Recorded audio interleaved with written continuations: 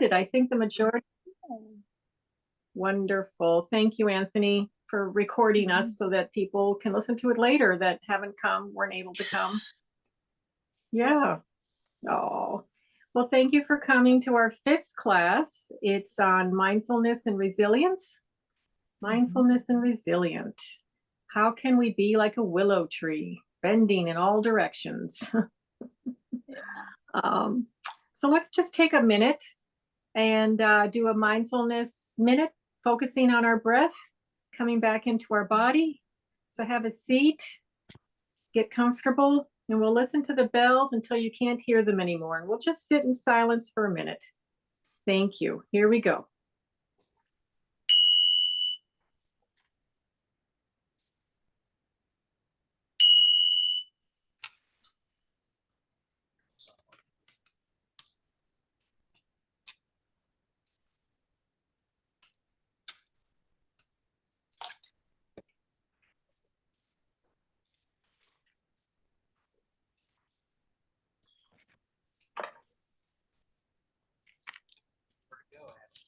I could not tell you. And if you could put your devices on silent.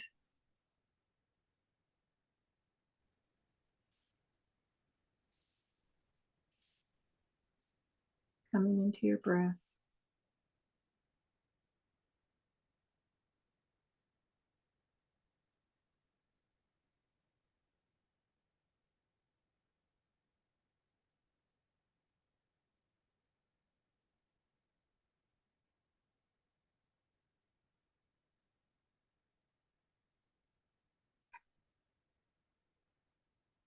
And then just gently bringing your awareness back to the room, your feet grounded to the floor.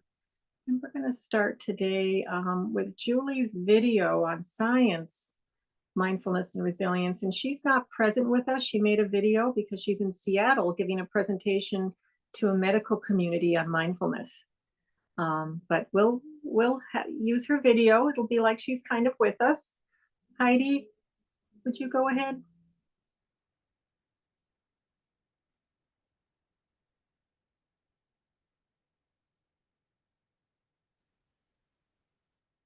Hello and welcome to my little portion. I am sorry I cannot be with you in person. If you were there last week, you can tell that I'm recording this the same day. I actually had a migraine last night, and I am surprised that I was even able to present at this because it was really severe. I do still get pain, even though I meditate. And once I encountered someone who was really surprised, remember, this is a step thing. And what I have found with doing practice on mindfulness is that the quality of the pain is different. The manageability of the pain is different. And you'll see, I think, from the data that I'm going to present today, why that happens. The mindfulness really has been shown to make a pretty powerful difference. So you might remember from the second week that I presented this meta-analysis, and the 3 main things that mindfulness has shown a moderate effect size, something that is a similar effect as standard medications, exercise, and other therapies, is anxiety, depression, and pain. And pain is something that has both a physical component, but also a mental component. On top of the actual physical inflammatory factors that are released into the bloodstream that make you, feel really terrible, you have I feel terrible about feeling terrible. Oh, why me? I hate this. My life is ruined. Those are the things that mindfulness can really help address. So this is the kind of mind over matter element, the brain-based changes that change your relationship with the pain. The same non-judgmental attitude that helps you be friendlier with your thoughts can make you feel friendlier about the state that you're currently in, more accepting and able to take away those added stressors of, oh, this is terrible, which actually increase your stress state, and it's going to release more inflammatory factors and make it hurt worse. There are also direct changes. Your body, especially there's been studies like this, there's been studies on yoga that show that it reduces inflammatory factors. It can change how your endocrine system is responding. And you're also, with doing some of the yoga postures and the breathing exercise, actually strengthening your body and, getting that pain in that direction. So here is a study that is become a real classic in the field. It was done by Fidel Zaidan, who's done a variety of very excellent fMRI studies of people in pain. And in this particular study, he gave such a short mindfulness intervention, just 4 days of training, just a couple sessions, and, I think an hour or two a day, learning the breathing exercises and learning how to be mindful. He also had a condition where people were just going to be given a lotion that they told was analgesic, kind of like, something that was supposed to numb your skin and not make you feel so painful. It was really just plain old lotion, nothing in it, but they were told. And so it was a placebo. And then fake mindfulness training, they were just told to zone out and told, this is mindfulness. So these were people who had never meditated before, so they really didn't know what mindfulness was or wasn't. And then they had a control of just distraction. And they exposed them to a thermal pain while in an MRI scanner. So imagine this, you're sitting in an MRI and it's beep, beep, beeping and it's, loud and uncomfortable. And on top of that, on your wrist is a little watch, but instead of telling the time, it's giving you pain. You can ramp it up. Look at this temperature, and it is not going to hurt you. It can never deliver enough thermal heat to hurt you, but it feels like it might burn you. It doesn't, but it's distressing and it doesn't feel good. And people rated that as, a pretty high. So here you see that in the control condition, it didn't matter. The book listening, if anything, seemed to make the pain, almost go up, but it's not significantly different. And placebos work. So just knowing this, mind over matter is a real thing. Every medication you take will work better if you have a little bit of faith in that medication working. It's why I do the science too. If you know that there are studies that show, that it works, or even have a nuanced view, you're more likely to, have that extra benefit of mind over matter. And so the placebo works, the fake meditation works a little bit, but the mindfulness, you can see this little double dot here. It's a little more significant. They have less pain intensity, and the pain is less unpleasant. So the unpleasantness of the pain goes down. Again, it's most significant in the mindfulness condition. And in the brain, see this little area of the brain? This is called the insula. The insula is what makes us aware of what our body is doing. And so by training ourselves to be aware of our body and to be able to control our attention and our relationship with our body's pain, that changes the intensity, lowers the intensity, and decreases the unpleasantness of pain. And now you may say, yes, I have physical, you might notice in the survey we put out at the beginning that there's emotional pain and social and physical pain on there. Really, they both use the same regions of the brain. It overlaps. They are different. Emotional pain has, a different set of regions in addition to this, but they both use that insula region and they both use the emotion region. And that's also something to keep in mind. This study looked at people who had the emotional anguish of PTSD, and these were combat vets. And what they found is adding a mindfulness component to their standard therapy improved their score for week 8, week 16. Their PTSD symptoms had improved. And what I like is that in this paper, this is out of Anthony King's lab. Tony King is a great researcher in this field. I really like his work and his writings. And one thing he put in here is about the fact that they can volitionally switch attention from this kind of, oh, me, this is terrible, this happened to me, this is terrible, to being able to control their attention and just kind of experience their senses, experience their body, this sensation and interoception. So they're switching back and forth between rumination and anxiety. They can have the mental strength through mindfulness training to, okay, I'm not going to go down that road. I'm going to think about relaxing. I'm going to think about, just feeling the sensations without getting carried away. And this is like the third week in the row I've mentioned this, but knowing that the same set of meditators, when you've had some practice, can switch between, blocking out an aversive stimuli and then turning on your emotion towards the same stimuli.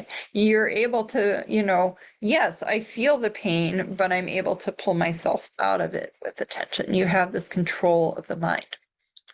So just to summarize, you have this mind over matter. You have a sense that yes, the studies have shown that it does work. Ibuprofen works. Mindfulness can work. Different approaches work. Just because I do mindfulness does not mean I did not take naproxen when I had the migraine.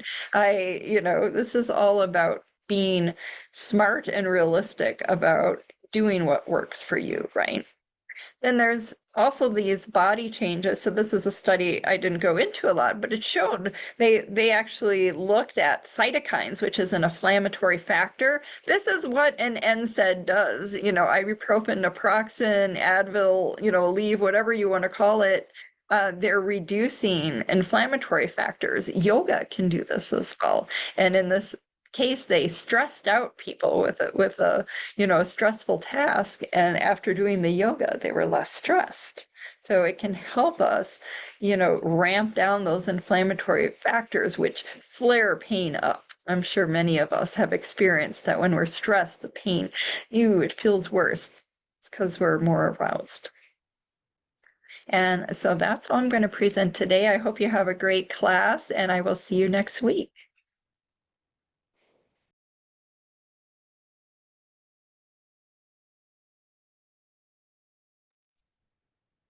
Thank you, Heidi, for showing that. And now we'll move on to yoga with Heidi.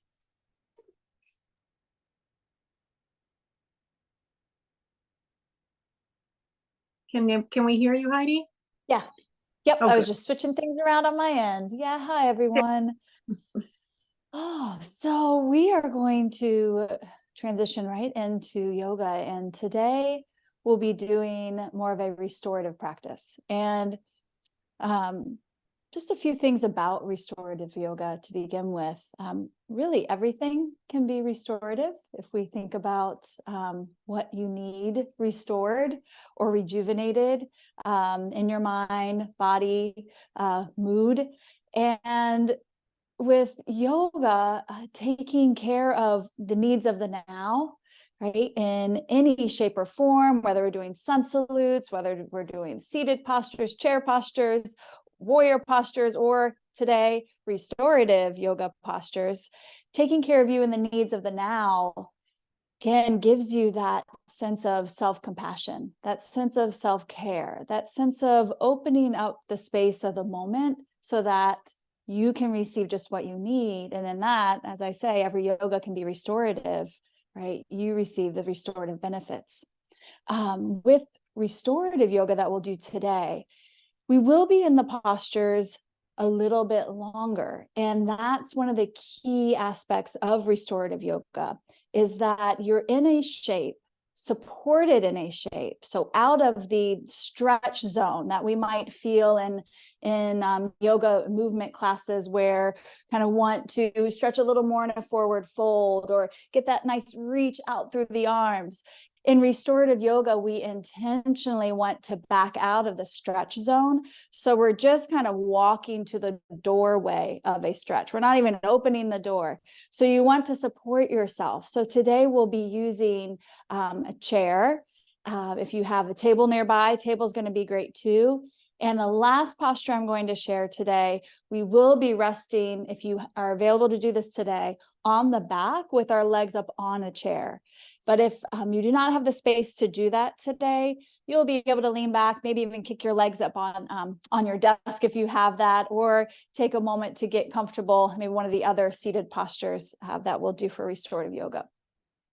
But with restorative yoga, kind of following up what Julie was sharing and that wonderful science video, getting into a restful position, right, does create the space for tension to start to unravel, right? When we give ourselves time to soften, to rest, to notice where we might be holding tension, and then bring the breath or even our thoughts to that area, we start to create a sense of that inner sigh, I can let go of that now. Sometimes when we're in the speed of day-to-day living, we're kind of still wound up and going. It's not till we hit the bed at night and then we finally get to unravel. So I love the opportunity of restorative yoga to give you those little restful spatial snacks in the middle of your day. With the time you're in a pose, I do want to share, take care of yourself even there. The space in a pose sometimes lends its way to more thoughts naturally, right? We're abiding in a pose for a longer amount of time. So you might find yourself at first getting in, settling in, getting comfortable, and then we're in the pose for about 2 minutes. And then, oh my goodness, you are grocery shopping or thinking about something that happened this morning or last week or things you have going on this weekend, or oh my goodness, it's a time change, don't forget. What do we do with that? If at any time you start to go on that mind journey, which we do in meditation practices, all of our daily practices, we kind of go and travel, and our creative brains are fantastic in doing that. I'll be guiding you back to the breath, and you can sense back to the breath to help you anchor into what's going on in the present. If you find that the pose, anchoring to the breath, it's just making you more anxious or uncomfortable, by all means, just get yourself out of the shape, find a position, open your eyes that might be more comfortable for you in the moment, and be there. And that is restorative, that choice of action and advocating for yourself. But I did want to share that kind of that open space that we get in restorative that can be nourishing and rejuvenating, sometimes depending on the day or the moment, might lend its way to opening up like, oh, I have a lot of thoughts right now. And, maybe I just want to sit here with my eyes open for a bit instead of resting. So please know that this is your practice and honor that. So with that said, how about some yoga? So before we get into the first position, if you could please stand, we'll do just a real short movement to get some bigger energy out. I always find getting my wiggles out before restorative yoga helps me settle in more to rest. So finding a standing pose and just take a moment, maybe just stretch your arms up high, a little good afternoon stretch if you want to, kind of like reach up for a tree limb or a little mountain climber, find a place to hold on to the rock and just stretch things out. And maybe notice how this little stretch and reach starts to wake up almost like a side bend, saying hello to the side body. Just a couple more here. And then find neutral. Pausing back into the legs, release the arms. And a moment to sense the effects of just reaching. A little wake up before we rest. Okay. From here, moving into a gentle twist, taking your right hand, rest it to the belly, bringing your left arm back behind you comfortably, and then start to turn your way to the left. You might like to bend your knees a little bit. The right hand might slide some, and that might feel nice to let it wrap around. And I'll turn a little bit here. You could take your gaze over the shoulder. And then start to unwind, bring that out. We'll switch sides. So left hand to the belly, right arm can drape behind your back, a little bend to the knees. Start to turn from the belly, easing your way into a gentle twist. And then releasing out of that, back to your neutral shape. right? Stepping the feet comfortably wide and then bending your knees quite a bit so you can rest your hands onto your legs. Great. And we're just going to lean here for a moment, taking the chin, tuck it in, look down towards the floor. And if you like, keep the hands where they are, or feel free to lower the elbows onto the thighs. Just gazing to the ground and maybe rocking forward onto the toes, then back to the heels. Maybe lengthening tailbone to the crown of the head, getting some traction for the lower and middle back. And then find some stillness, grounding into your feet, steady into the legs. And now help yourself up, push the floor down to assist the rise back to standing. And walk your feet comfortably in back to mountain pose. Last little movement before first restorative. Invite your hands back behind you and interlace your hands. I'm going to turn away from you for a moment. It might feel great just resting the hands together and invite the elbows to draw back. Stay there for a couple breaths, or feel free to add on by stretching the arms back a little bit more, broadening across the chest, stretching a little bit into the front of the shoulders. And one more breath. A slow release, releasing your fingers. Arms come back by your side, a moment to feel sensation moving down, circulation from shoulders to hands. Let's close that with one inhale, sweep it up. And an exhale to lower it down. Great.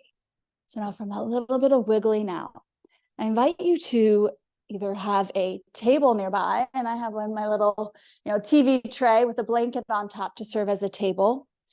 Or you're going to be sitting in a chair. And I'm going to demo first a standing version of a forward fold, a resting fold, and then I'll demo it with a chair as well. So if you feel like you just want to stand and rest, and we'll just be in this for about 1 minute, you're going to turn to the table, step your feet comfortably wide, soften the knees, and then lean your forearms onto the table so you can rest your head onto the forearms. And your knees will be very generously bent. Notice just a very slight lift of the lower belly that might feel good to the lower back. Now, an option with the chair is you could sit in the chair, lean towards the table. Or if the chair allows, like the chair I have today, you can turn to the back of the chair. And then in that wide stance, like we just did a bit ago, set the legs wide, lean towards the back of the chair, and rest your head. So find a version that works best for you. Leaning into your fold, whether you're standing or seated or leaning against the back of the chair. And then as you settle in, navigate your needs, feel into the feet. Do you feel steady down into the feet? And adjust the feet if you need to, even if that's just like 1% of wiggle into the toes.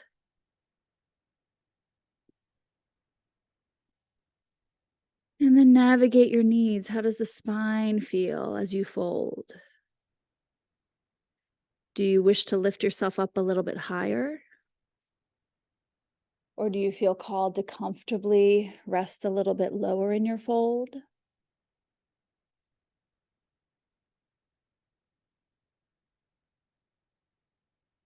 And then a sense of okayness. Any amount that's showing up right here. Sometimes when we feel any amount of okayness, the breath comes in to say hello. With your next exhale, just let the breath out a little bit longer.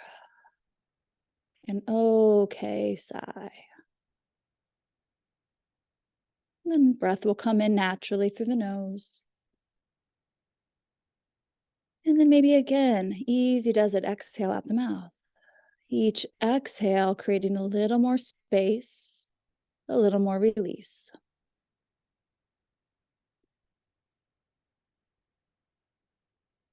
And then after your next exhale, if you did that out through the mouth, simply breathe in and out through the nose. allowing the body to rest, to be in the shape. Nothing to force, nothing to make happen. In restorative yoga, we say that it's the posture that does the work. So let the posture work for you, supporting yourself, breathing, resting. We'll be here about 5 to 6 more breaths. I'll be quiet now so you can rest into your experience.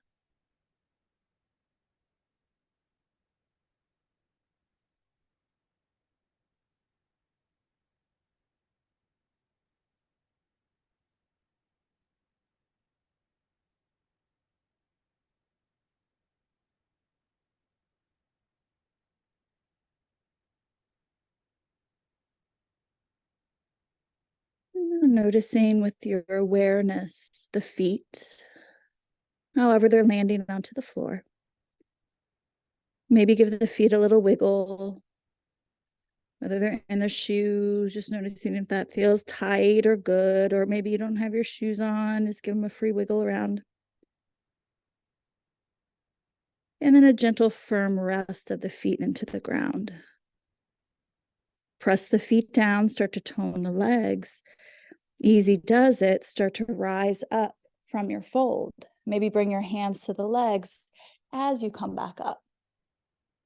And in this transition, a moment to even pause here.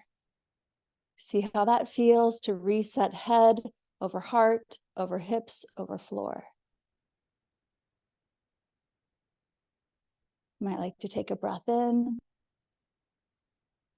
And with an exhale out through the mouth,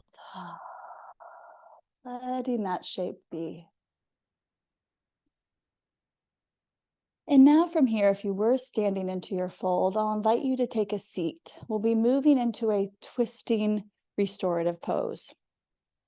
For this one, if you have a table right in front of you and the chair, like you're about to have, a meal at the table, you want just a little bit of space between you and the table. And then turn yourself slightly off to the side. So you're on an angle in your chair. And again, the legs can be almost in that comfortably wide position, feet to the earth. Now from here, start to turn the trunk of the body towards the table, looking at the table. And it doesn't matter if you're going right or left. We'll do both sides. But you're on a little bit of a turn, not a big twist and rotation. And then from here, you can start to lean forward. Once again, taking your forearms down onto the table, resting your head onto the forearms. You might find as you first settle in, like, it feels a little awkward, not quite right. Give yourself permission to reset, re-wiggle. So you're on an angle with just a little rotation going to the table. And as you lean in here, maybe start to notice the effects of a slight twist and rotation, how that might feel as you rest into it long across the back. If you feel any areas of holding that might not be necessary in the moment, whether it's maybe the toes are gripping, allow that to release, allow that to go with the breath.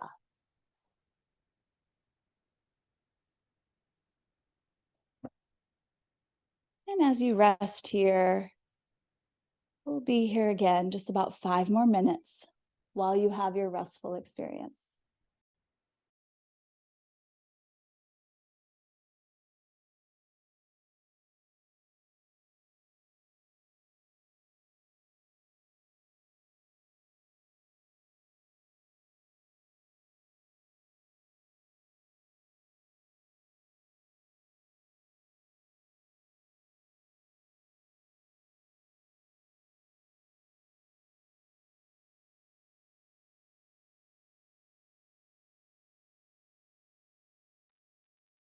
And in the twist on this side, starting to get some awareness of the feet once again. Grounding back into the feet and allow the legs to support you as you come up from the twist and feel more neutral through the spine. And then turn yourself towards the other edge of your chair. I'll have my back to you for a moment, but towards the other edge of the chair, a little bit on an angle.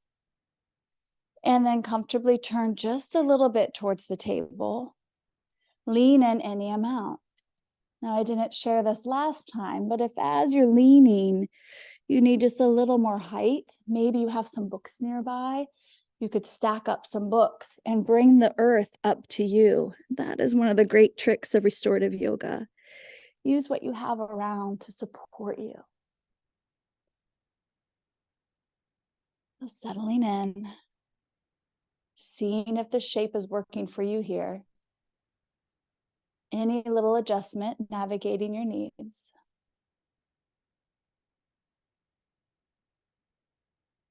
And then once the body has that sense of, okay, I could be here for a little bit, turn your attention with care to the breath. No force, not trying to make anything happen. The breath is there for you, your anchor. Sensing the feeling tone of the breath as it moves through this rotated resting pose.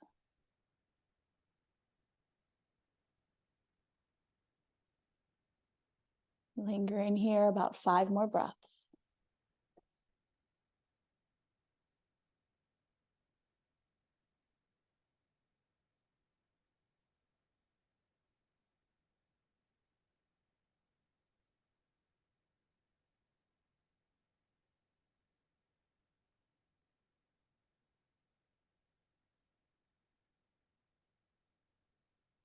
Gently get a sense of the legs, the feet pressing down to the floor.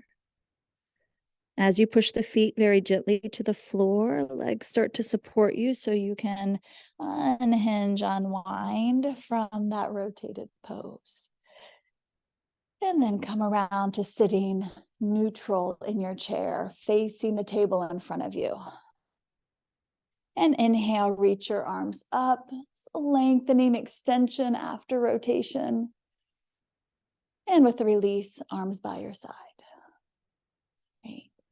So final pose, if it's available for you today, will be resting on the back with legs up on the chair.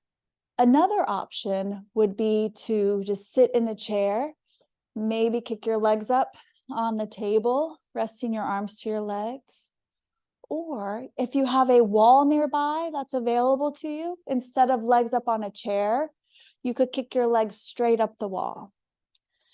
So I'm going to be lowering down onto the floor here. If you have a coat, a blanket, a pillow nearby, that might be nice to rest your head. And then as you come down onto your back, what's nice about being on the back is you get your spine in its neutral position. So maybe give yourself a little shift, wiggle around, placing something under your head if that would make it more comfortable. And then from here, as you notice your legs up on the chair, see if you need to fidget the legs a little bit wider, a little bit closer. Maybe wiggle the toes out for a moment. Arms can rest by your side. Or maybe you'd like to have hands resting on the belly. Or even sometimes it feels nice to bring the arms out, maybe wide or up overhead to give a sense of opening across the chest, if that would be nice in this afternoon. But making yourself comfortable, giving yourself a little shift again, even if it's 1%, making the head a little more comfortable.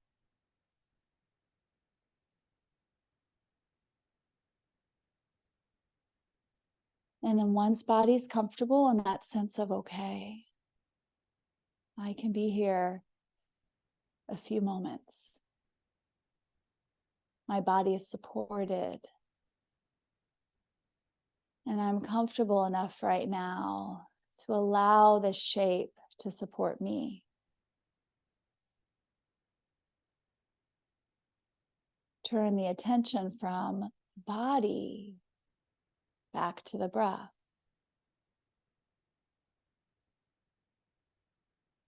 And as you're resting on the back, perhaps resting here, getting a sense of how the breath is shape changing, moving, and you might notice that and get information from the floor. As you breathe, the back body presses into the floor just a little bit, very subtle. And then there's a release. And there's that gentle, nurturing movement of the breath against the floor. That sometimes that can be a great anchor to notice as you rest in the pose.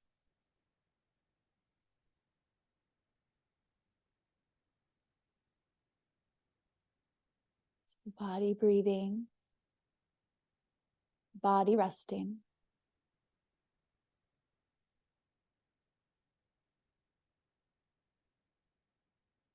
From the sense of the body breathing, start to notice any amount of the periphery, the head, arms, hands, fingers. So noticing these areas, nothing to change unless you get a sensation that you need to reset for more comfort.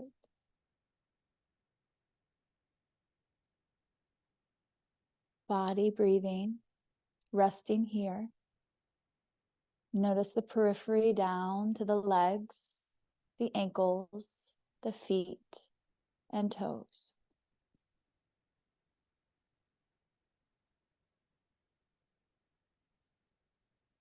As you rest, do you notice any subtle sensations of releasing tension or softness, spaciousness? Sometimes we notice it on a very subtle level, almost like a whisper of that space. Some days you might feel a grand space of release. Whatever you notice today is wonderful. I'll be quiet now for about 5 to 6 more breaths.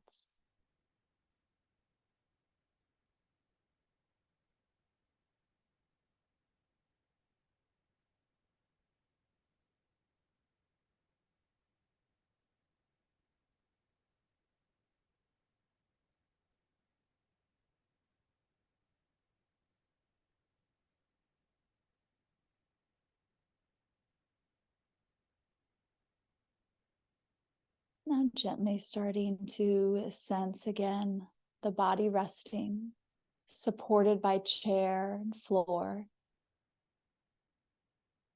You may wish to start making little movements into the hands and fingers. Maybe give yourself a little stretch again as you bring the legs off the chair, or if they're up a wall, bringing them off the wall. If you're on the floor, rolling yourself over to one side to come up to seated.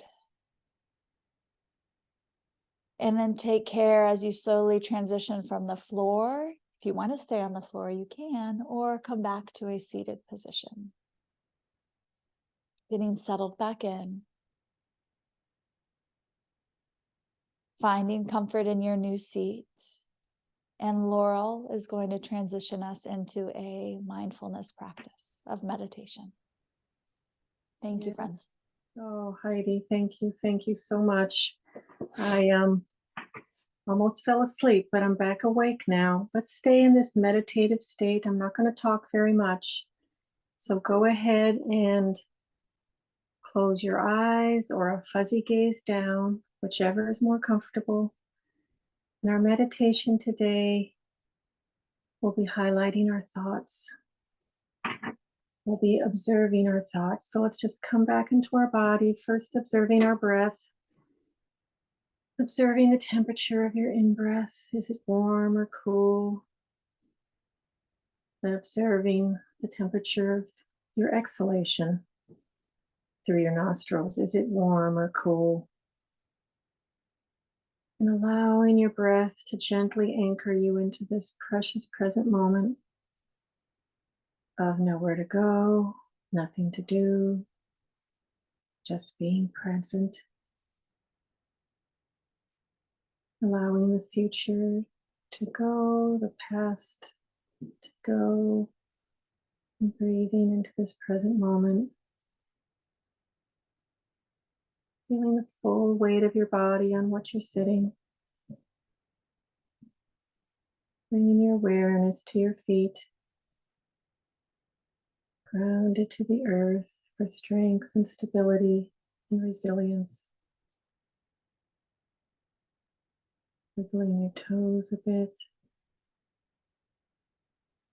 Now bringing that awareness up your left and right leg, into your left and right hip. And on your next exhalation, allowing your shoulders and jaw just to drop a little bit more.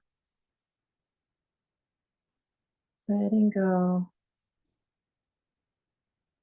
Letting go. Surrendering to this present moment of what is.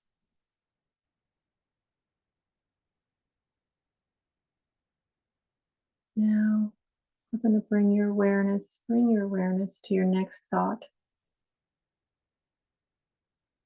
And notice that thought. Is it a future thought, a past thought? Is it a heavy thought or a light thought?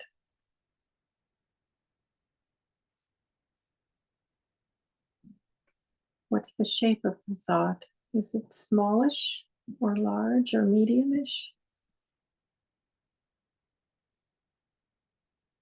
Does it have a texture to it? Is it a harsh thought or a soft thought? So you're really observing the thought, taking your time.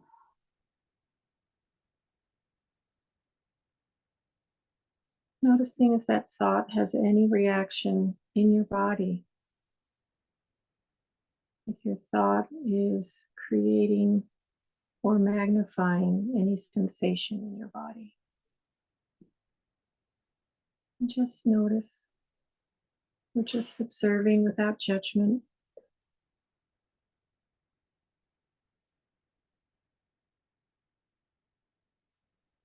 Noticing any sensation in your body now. Are you uncomfortable in any area? Is there slight pain or moderate or a lot of pain in any part of your body? And just gently and kindly observing that sensation. Is it small or large? Is it heavy or light?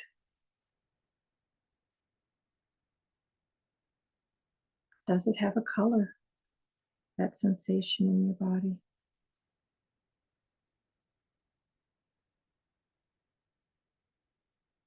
Notice if it moves a little bit. And maybe notice your thoughts about it. Without judgment, just noticing.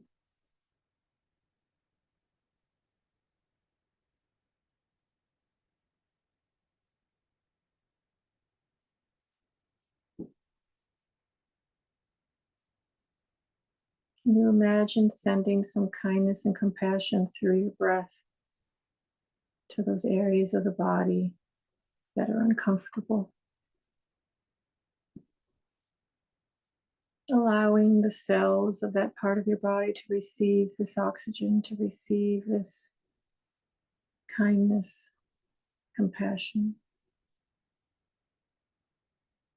and allowing it to relax into that feeling state. Allowing that sensation to receive this softness.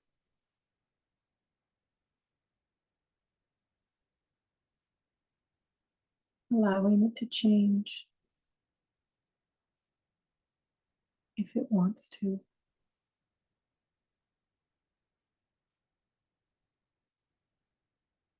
Notice your breath again. Easy in, easy out, like the waves on the ocean, without holding or forcing your breath in any way. Mm. And letting that thought go or that sensation. And then notice if there's another thought or idea that comes. If not, that's okay. But just notice your mind. Notice where it wants to go. What thought comes to you. Whatever it is, it's okay. And then again, observe this, going through the same kind of process. Is this thought heavy or light? Sharp or soft?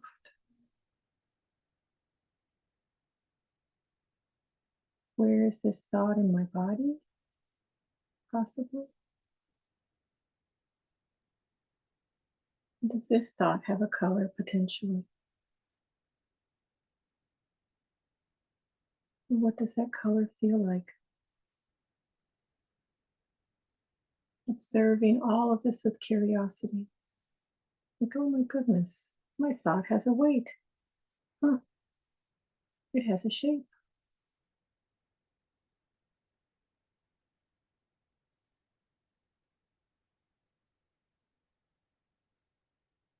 And when you're ready, just let that thought pass on by, like a leaf on a river or stream, coming back to your breath, anchoring you into this precious present moment. And just riding the waves of your breath for a minute or so in silence. And as a thought comes, tend to it, observe it. And when you're ready, kindly bring your attention back to your breath.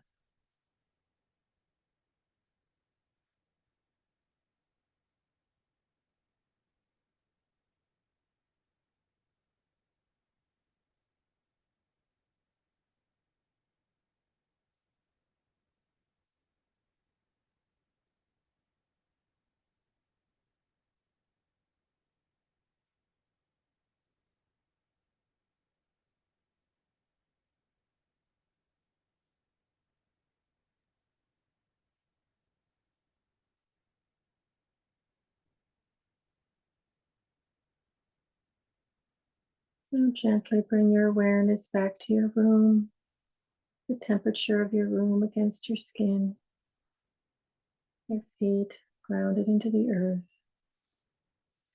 And slowly open your eyes, keeping this inward focus for a little bit. Um, I'd like to gently review in this kind of quiet state a few things that Julie mentioned. And these are just things to be curious about and to notice without judgment if you're doing them. And just see where it takes you. So bringing your awareness, if you tend to sometimes, which we all do, we're human, to think in all or nothing thinking or black and white thinking, and just observe those thoughts and question and curious, like, do I have to think in all or nothing? Is it to have to be black and white? I wonder. Bring wonderment into it. And notice if you're telling yourself a story about something, you're kind of future tripping, you're kind of guessing like you had a crystal ball, you're kind of telling yourself a story about maybe your pain or maybe something that's going on in your life that's difficult, and you're maybe assuming or telling yourself a story. And just notice that too. Like, I can tell myself that story if I choose to, or I don't have to. I really don't have to. I'm free. I'm free to choose. And then whatever we focus on magnifies. So watch what you're focusing on. If you're focusing on something unpleasant, watch how that magnifies. So bringing a gentleness and kindness to what you focus on and checking in with yourself, like, do I want to be focusing on that? I don't have to.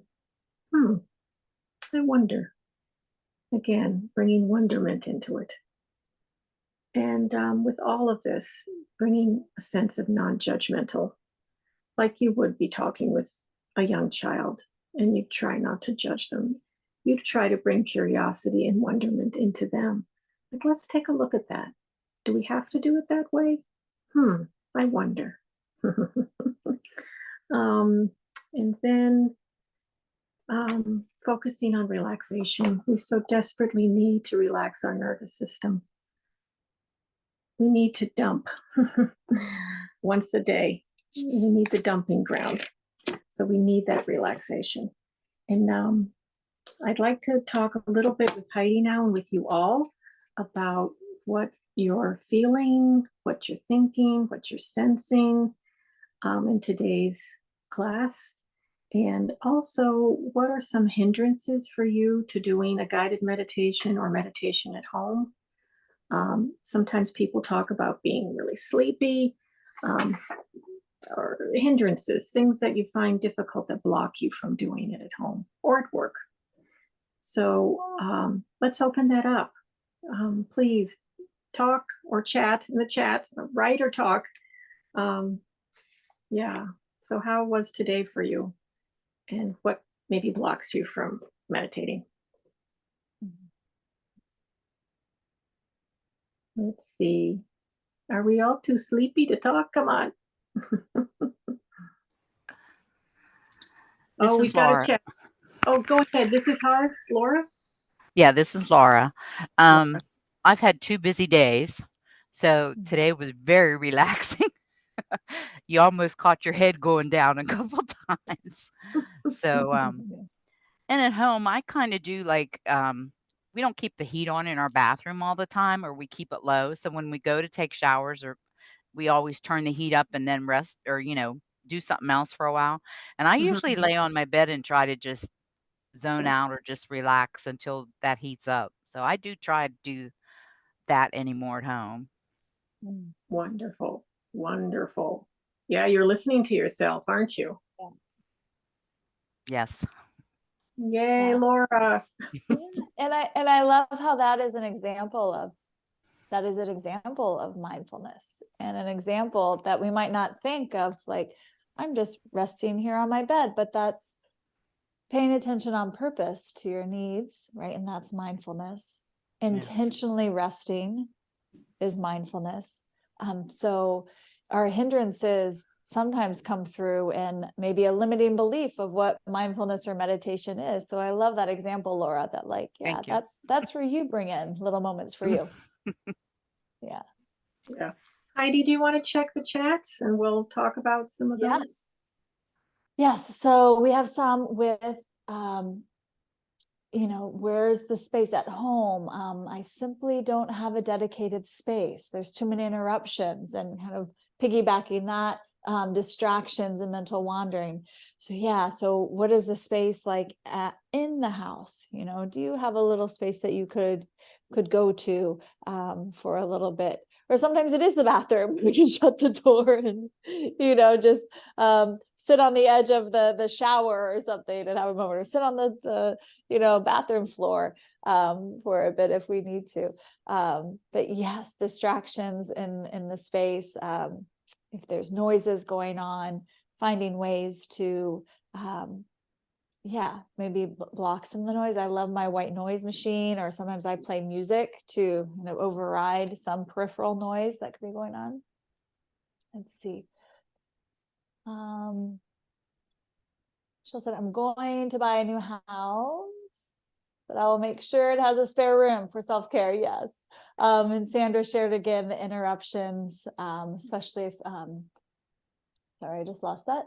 Interruptions of people coming into my office, even though they know I'm attending this session. Yeah, sometimes we have the distractions from people coming in, or our phone dinging and zinging, or in my house, I have a dog and 3 children, so sometimes they kind of come in.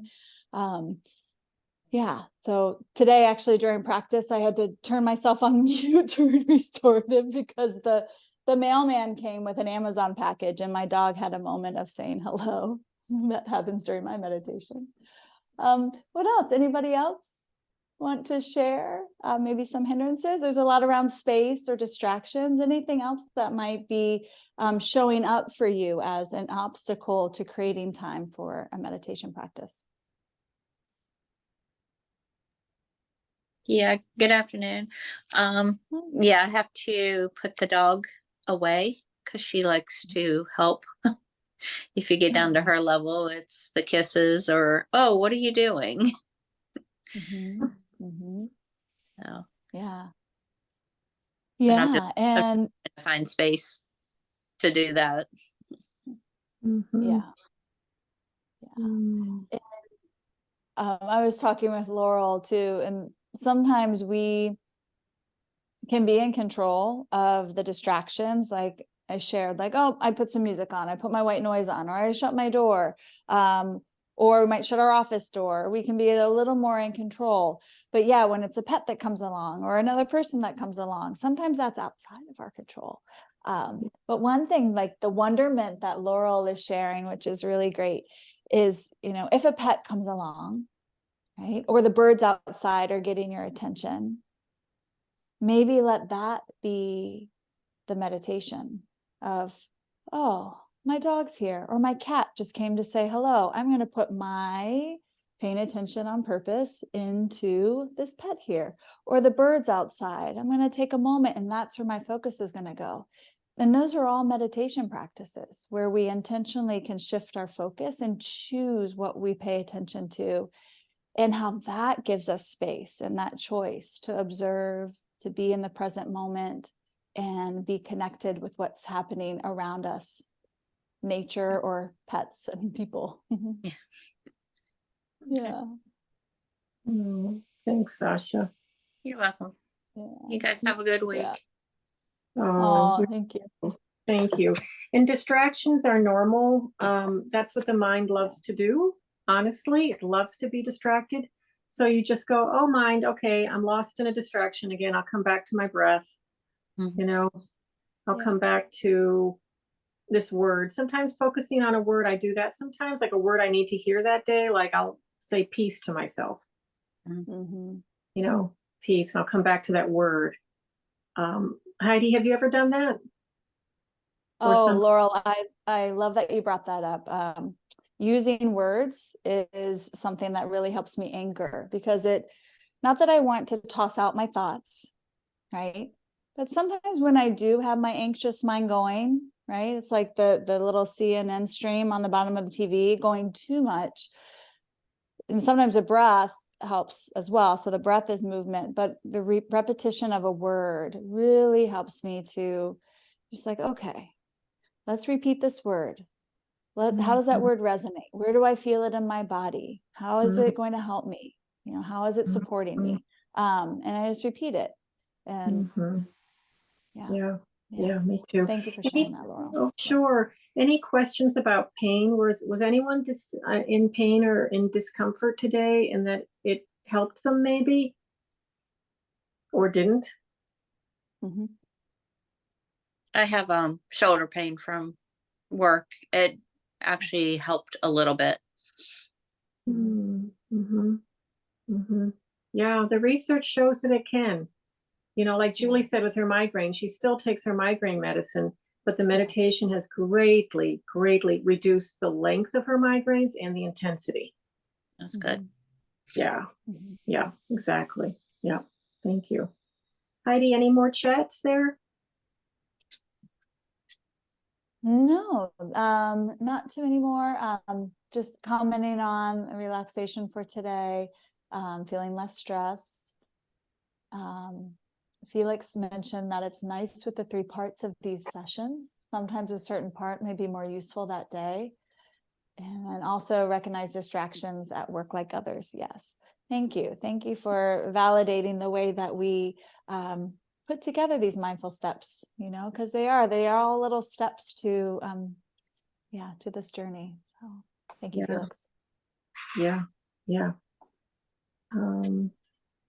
So again, there's no right way to do this mindfulness meditation.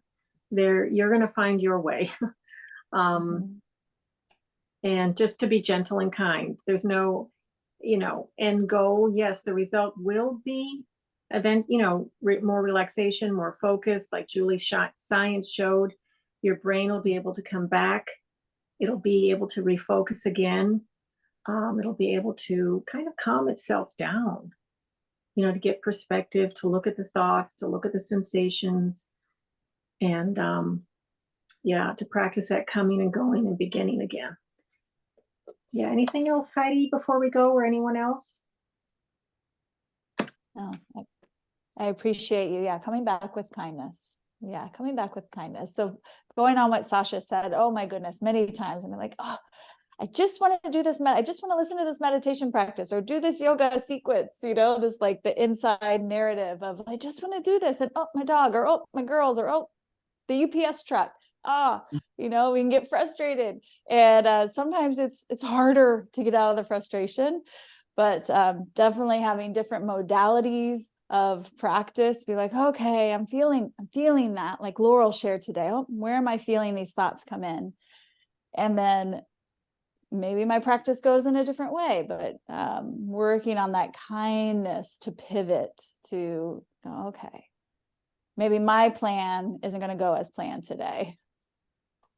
What's the next step I might need to take? Yep,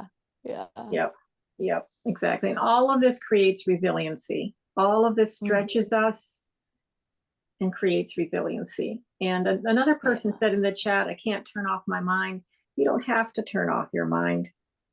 Right. No, there's no goal. You just come back to the breath. You come back to a word that you're needing to hear today to ground yourself. So, and then over time, like I've noticed in Julie's science shows, over about 20 minutes, your mind starts to poop out. It's like a dog that's just learning to sit. After 20 minutes, it'll just go. So gradually over time, sometimes I do a 20-minute meditation. Other times I don't. And sometimes I trick my mind. I say, we're just going to do 10 minutes. And it ends up being 20. And I'm like, oh, look at that. My body kind of instinctively knew to get to the 20 mark so that I would get this kind of a release. Kind of like the puppy dog sitting, the mind going, boom. Yeah. So experiment. Right, Heidi? Yes, always experiment, play, curiosity, what works. Yeah, what works for you, navigating your needs in the moment. And that's something I say for myself a lot. How can I navigate my needs right now? Because one modality or practice in a certain moment might not be the best for me. And I have to go, oh, what else is in my back pocket? And get curious about that. Oh, I'm going to try that one today. I love that. That's so true. Yeah.